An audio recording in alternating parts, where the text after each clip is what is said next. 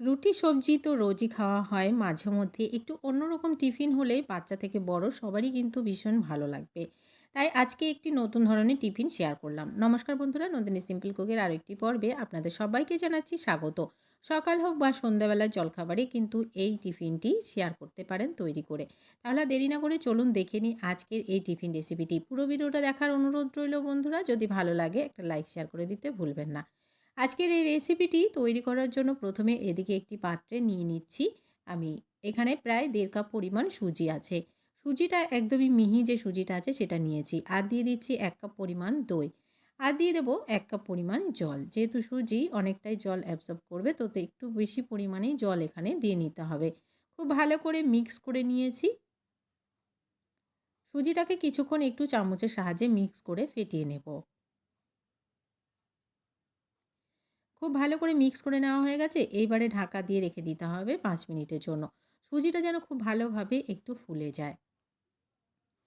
তো বন্ধুরা, পুরোপুরি ৫ মিনিট পর আবারও ফিরে এলাম। তো দেখে নিচ্ছি সুজিটা কিন্তু খুব ভালোভাবে ফুলে গেছে।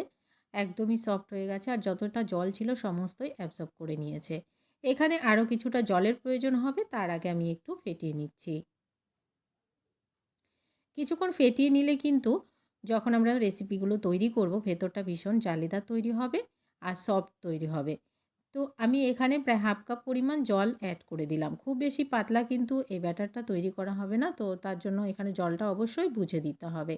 খুব ভালো করে মিশিয়ে নিলাম। এবারে আমি এখানে নিয়ে নিয়েছি ২ টো সেদ্ধ করা আলু। এই আলুগুলোকে আমি এই ব্যাটারের মধ্যে গ্রেট করে দিয়ে দেবো। বড় সাইডটা দিয়েই আমি গ্রেট করে দিচ্ছি। তবে খেয়াল রাখবে যেন খুব বড় টুকরো এর মধ্যে না পড়ে। যার জন্য খুব ভালোভাবে গ্রেট করে নিতে হবে। আলুটাকে গ্রেট করে নিয়ে এখানে দিয়ে দিচ্ছি একটা পেঁয়াজ। পেঁয়াজটাকে ছোট, ছোট করে কেটে নিয়েছিলাম। এবারে খুব ভালো করে আবারও মিশিয়ে নিচ্ছি। খুব ভালো করে মিশিয়ে নিলাম। এখানে কিছু জিনিস আরও ব্যবহার করব। তার জন্য পরিমাণ মতো দিয়ে দিচ্ছি লবণ। দিয়ে দিচ্ছি 1/2 চামচ থেকেও একটু কম হলুদের গুঁড়ো শুধুমাত্র কালারের জন্য। ১ চামচ পরিমাণ দিয়ে দিচ্ছি চিলি ফ্লেক্স আর 1/2 চামচ থেকেও কম দিয়ে দিচ্ছি গোটা জিরা। বন্ধুরা, আপনারা যদি এখানে ঝালটা পছন্দ করেন তাহলে একটু লঙ্কার গুঁড়ো বা কাঁচা লঙ্কাও দিতে পারেন। সেটা আপনাদের পছন্দ মতো। খুব ভালো করে ব্যাটারটাকে রেডি করে নিয়েছি। কোনো রকম বেকিং সোডা, বেকিং পাউডার কোনো কিছুরই কিন্তু প্রয়োজন নেই। এইদিকে একটা ফ্রাইং প্যান বসিয়ে দিয়ে অল্প পরিমাণে তেল ব্রাশ করে দিচ্ছি। এই রেসিপির জন্য খুব বেশি তেলেরও কিন্তু প্রয়োজন নেই। একদমই হেলদিভাবে তৈরি করে নিতে পারেন। খেতেও দুর্দান্ত টেস্ট হয়। বাচ্চারাও ভীষণ পছন্দ করবে। স্কুলের টিফিনেও দেওয়া যেতে পারে এই রেসিপিটি তৈরি করে। অল্প পরিমাণে ব্যাটার দিয়ে আমি চারিদিকে একটু ছড়িয়ে দিচ্ছি। খুব বেশি বড় করব না, ছোট সাইজের তৈরি করব বলে অল্প পরিমাণে ব্যাটারটা দিলাম। এবারে ঢাকা দিয়ে কিছুক্ষণ রেখে দিয়েছিলাম। যখন দেখবেন ওপরটা একটু ড্রাই হয়ে গেছে, এগুলোকে কিন্তু উল্টে নিতে হবে। আর খুব ভালো করে ২ পাশটা একদমই গোল্ডেন ব্রাউন কালার আসা পর্যন্ত সেঁকে নেব ক্রিস্পি করে।